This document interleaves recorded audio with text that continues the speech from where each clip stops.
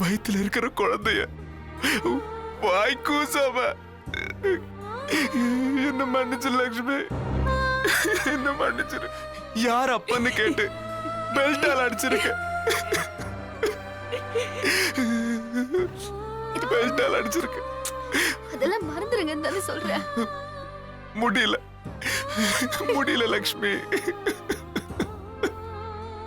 இத பாருங்க, நான் உங்களை புரிஞ்சுக்கிட்டேன், நீங்களும் என்ன புரிஞ்சுக்கிட்டீங்க. இதுக்கப்புறம் இதை பத்தி பேச வேண்டாம். நான் தப்பு பண்ணிட்டேனாவது ஒத்துக்கோ லட்சுமி, இல்லைன்னா என் மனசு ஆறாது. சரி, தப்பு பண்ணிட்டீங்க.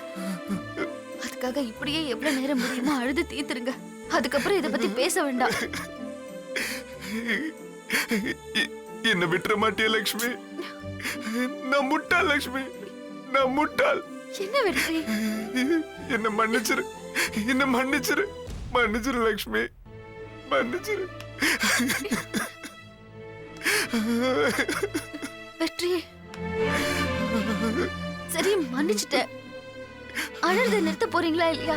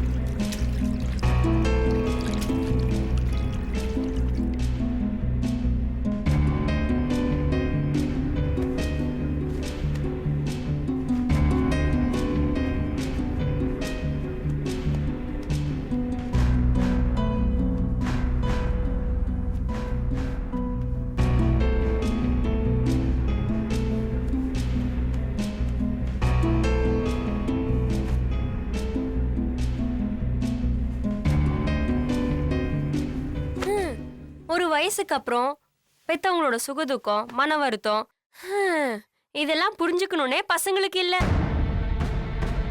ஏய், நீ சுத்தி வளைச்சு யார சொல்ற? உங்களை தான் சொல்றேன். அண்ணன் தம்பி 4 பேரையும் தான் சொல்றேன். யாராவது ஒருத்தருக்காவது மாமா கிட்டயோ அத்தை கிட்டயோ பேசணும்னு தோணுச்சா? இதை எப்படி பேச முடியும்? அப்பா, அவங்க 2 பேரும் கடைசி வரைக்கும் இப்படியே பேசிக்காம இருந்தா பரவாயில்லையா? ஏய், நீயும் பொண்ணு தானே, அம்மாவோட பிரச்சனை உனக்கு புரியலையா? எனக்கு புரியுது. இப்ப கூட பாத்துட்டு தான் வரேன்.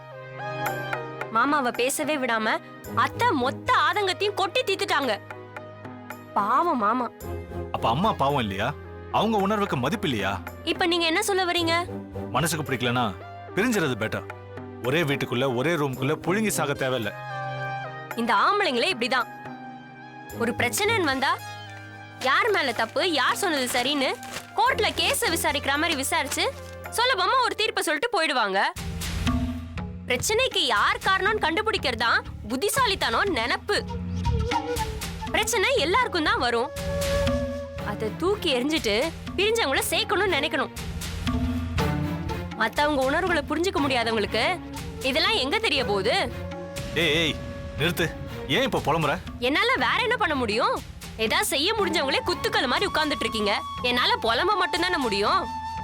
இவ்வளவு வயசுக்கு அப்புறம் அத்தைக்கும் மாமாக்கும் நடுல இப்படி ஒரு பிரச்சனை வந்திருக்க கூடாது. வேணான்னு ஒதுங்கி போனா அத்தை மட்டும் நிம்மதியா இருந்துட போறாங்க.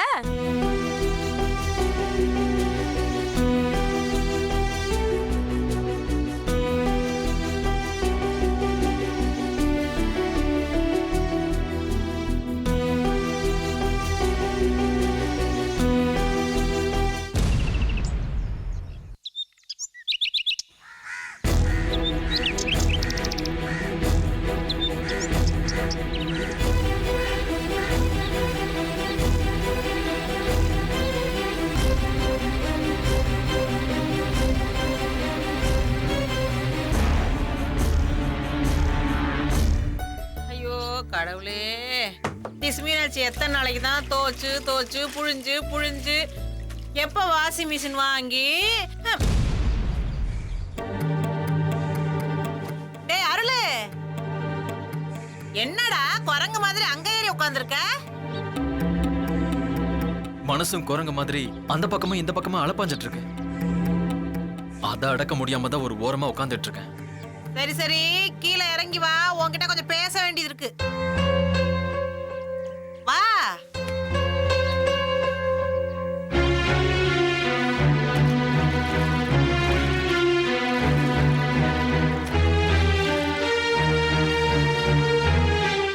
என்னடா, என்ன யோசிச்சிட்டே இருக்க நீ? அம்மா, பணத்தை தரேன்னு சொன்ன கோடீஸ்வரி கிட்ட இருந்து பதிலே வரல.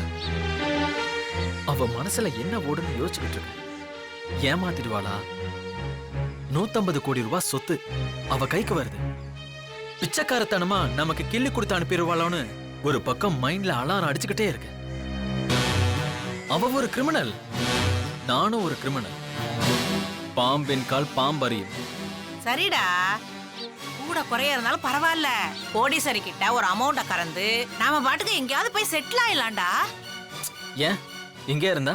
ஏண்டா, இந்த ஒரு பக்கம் நம்மள தேடிக்கிட்டு இருக்காடா. தேடட்டும், தேடி வரட்டும். அவளுக்கு சொல்ல என்கிட்ட 1000 பதில் இருக்கு.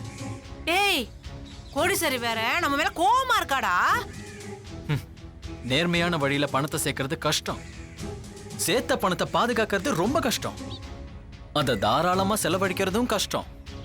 அடுத்தவன் உழைப்ப, அடுத்தவன் பணத்தை கூசாம எடுத்து அனுபவிக்கிறது தான் வாழ்க்கையை அனுபவிக்க தெரிஞ்சவன் செய்யற வேலை.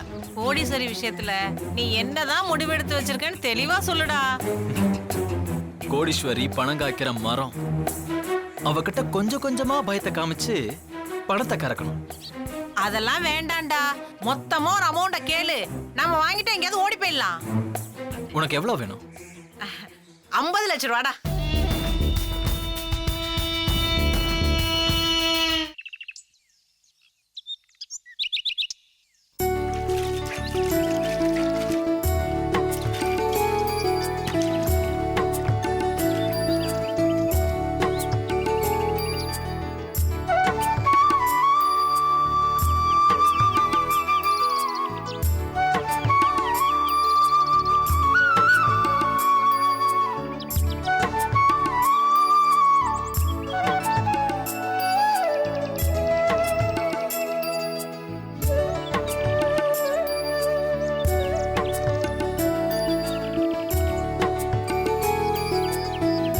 அக்கா, புள்ளி எல்லாம் ஒண்ணா இணைச்சு ஒரே கோலமாக்கலாம் நீங்க நினைக்கிறீங்க. ஆனா இங்கெல்லாம் கோட்ல சிக்காத புள்ளிங்களா இருக்கே. அனு, நான் இன்னும் கோலத்தை முழுசா போட்டு முடிக்கல. இல்ல, முடிஞ்சதுக்கு அப்புறம் குறை சொல்லக்கூடாதுன்னு தான் முன்னாடியே சொல்றேன். எல்லாரும் அவங்கவுங்க இடத்துல நின்னுக்கிட்டு தான் நிக்கிற இடம் தான் சரின்னு அசைஞ்சே கொடுக்க மாட்டேங்கிறாங்க. அதுவும் ஒரு விதத்துல நல்லதுதான். அவங்க ஆடாம அசையாம அங்கேயே நிக்கட்டும். அப்படியே ஒரு கோடை போட்டு கோலத்துல சேர்த்துருவோம். மாமாக்கும் அத்தைக்கும் நடுவுல இடைவெளி அதிகமா விழுந்துருச்சு.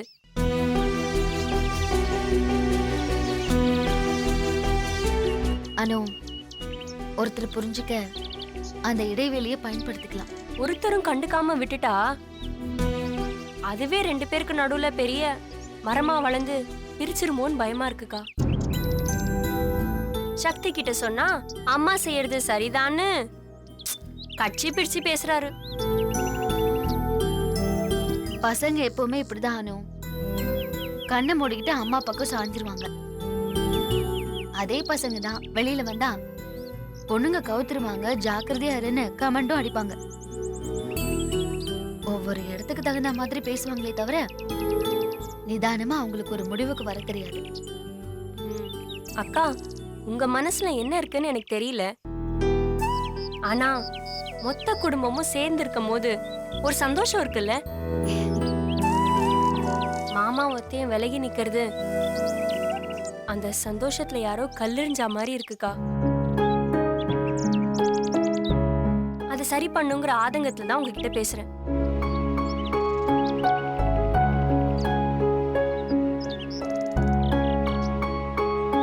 என்னக்கா அப்படி பாக்குறீங்க? இல்ல நீ ரொம்ப மாறிட்ட. அக்கா, உங்களால எல்லாத்தையும் மாத்த முடியும். சரி, இந்த கோட்டை சரி பண்ணிட்டா கோலம் முடிஞ்சிடும்.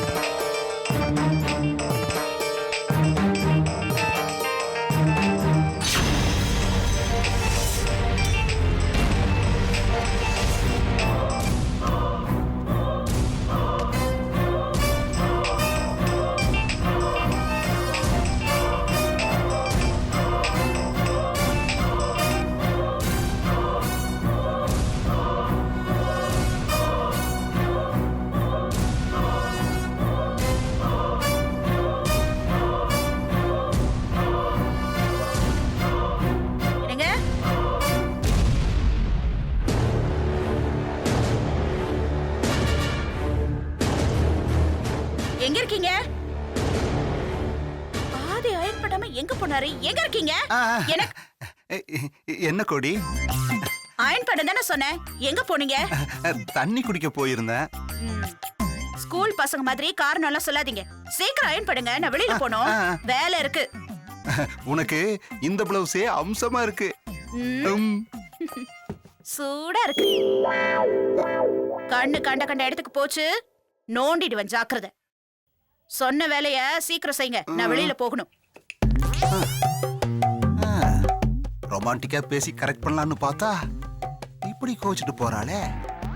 என்னமோ சுப்பிரமணி, இந்த ஜென்மத்துல உனக்கு ஒரே ஒரு பெண் குழந்தை தான்னு ஆண்டவன் உன் தலையில எழுதி வச்சுட்டான். ஹலோ, நான் இன்னும் போல. அங்க என்ன முணுமுணுப்பு? அது ஒண்ணு இல்லம்மா, ரொம்ப நாள் ஆச்சா. எதுக்கு?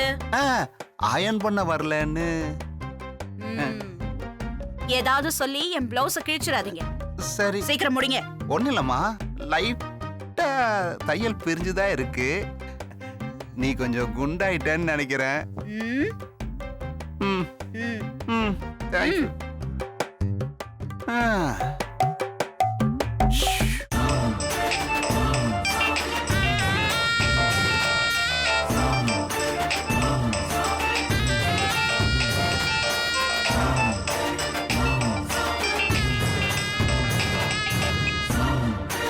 என்ன என்னவா?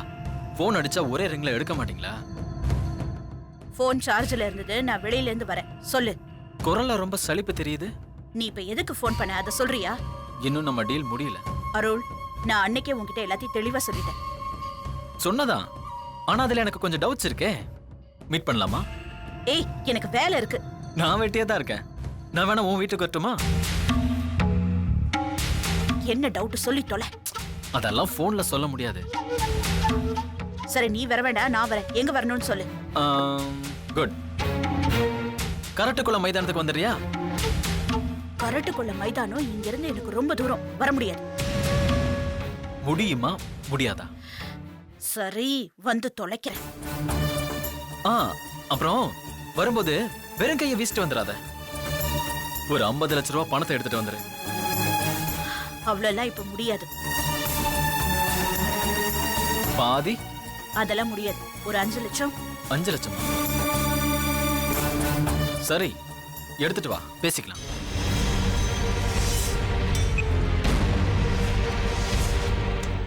என்னடா அது, நீ 50 லட்ச ரூபா கேட்டா 5 லட்ச ரூபா தரேங்கறா? அவ முதல்ல நம்ம சொன்ன இடத்துக்கு வரட்டுமா, அப்புறம் பேசிக்கலாம். ஏண்டா 5 லட்ச ரூபா வச்சுட்டு லண்டனுக்கு போயிட்டு வரலாமாடா? நான் ஃளைட்ல போனதே இல்லடா. 5 லட்ச ரூபாய்க்கு அங்கெல்லாம் போக முடியாது. சிங்கப்பூர் முதல்ல அமௌண்ட் வரட்டும், உலகமே சுத்தி பார்க்கலாம். ஆ? ம்.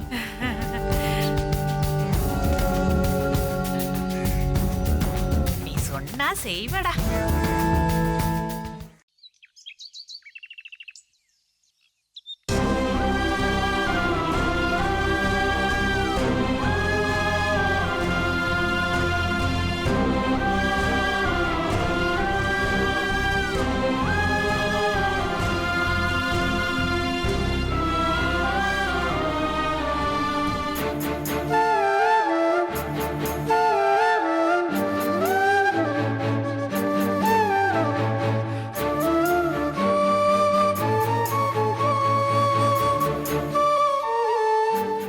மாமா ஒரு நிமிஷம் மாமா, வந்துடுறேன்.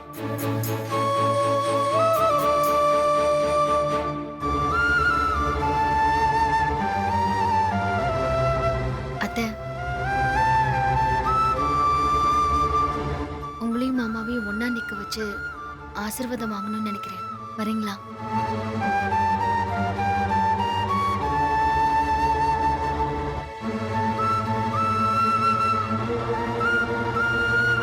உங்க மௌனத்துக்கு இப்ப என்ன அர்த்தம்? உன்னை வாழ்த்த கூடாதுங்கிறது என் எண்ணம் இல்லம்மா. நீ வாழ வேண்டியவ. உன்னை நல்ல மனசுள்ளவங்களோட சேர்ந்து வாழ்த்தினாதான் அது பலிக்கும். அதாம்மா யோசிக்கிறேன்.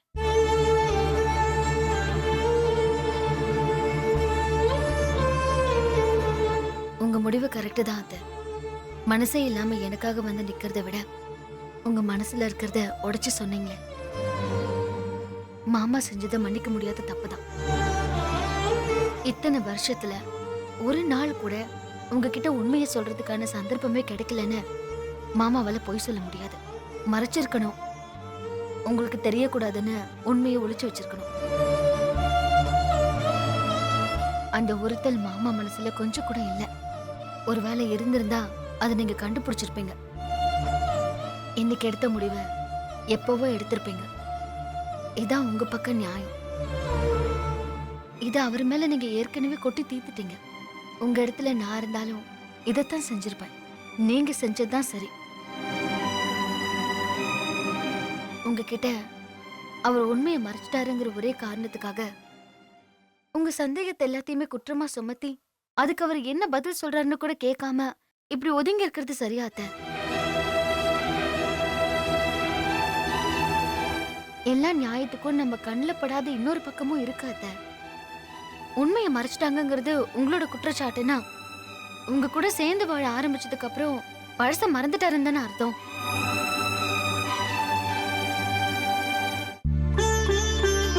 அவர் வாழ்க்கையில உங்களுக்கு அப்புறமா ஒரு பொண்ணு வந்திருந்தா உங்க கோவத்துக்கு அர்த்தம் இருக்கு. நல்லா யோசிச்சு பாருங்க அத்தை. 12 வருஷம் எந்த உணர்வும் இல்லாம நீங்க வீல் சேர்ல உட்கார்ந்துட்டு இருந்தப்போ 4 பசங்களை வச்சுக்கிட்டு ஒரு பொண்ணோட துணை கூட இல்லாம தனி ஆளா உங்களை ஒரு குழந்தைய பாத்துக்கிற மாதிரி பாத்துக்கிட்டாரு. அது எவ்வளவு பெரிய விஷயம். எல்லா துக்கத்தையும் அவர் தலையில தானே சுமந்துக்கிட்டாரு. மாமா பட்ட கஷ்டம் உங்களுக்கு புரியல. நீங்க குணமாய் பழையபடி இந்த குடும்பத்தை கவனிச்சுப்பீங்கன்னு இப்படி எதையுமே அவர் யோசிக்கலையே. உங்களை உங்களுக்காக நேசிச்சு எந்த நிலைமையில இருந்தாலும் அவ என்னோட மனைவி, அவளை விட்டுட்டு நான் போக மாட்டேன் தானே மாமா வாழ்ந்துகிட்டு இருந்தாரு. இப்படி ஒரு மனுஷனை இப்ப உங்களால அடையாளம் காட்ட முடியுமா சொல்லுங்க? ஒருவேளை இன்னொருத்தைய மனசுல வச்சுக்கிட்டு குடும்பம் நடத்துறவரா இருந்திருந்தா எதுக்காக இவ்ளோ கஷ்டத்தை அனுபவிக்கணும்? கொஞ்சமாவது யோசிச்சு பாருங்க அத்தை.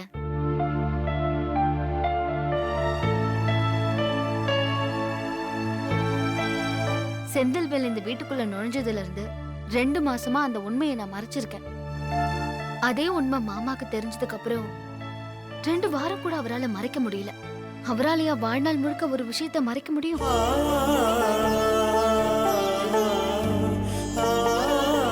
உங்களுக்கு மறைக்க கூடாத விஷயத்தை அவர் மறைச்சிட்டாருங்கிறதான் வேதனை.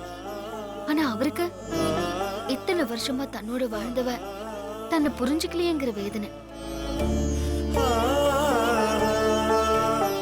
எந்த வேதனை பெருசுன்னு நீங்களே முடிவு பண்ணுங்க.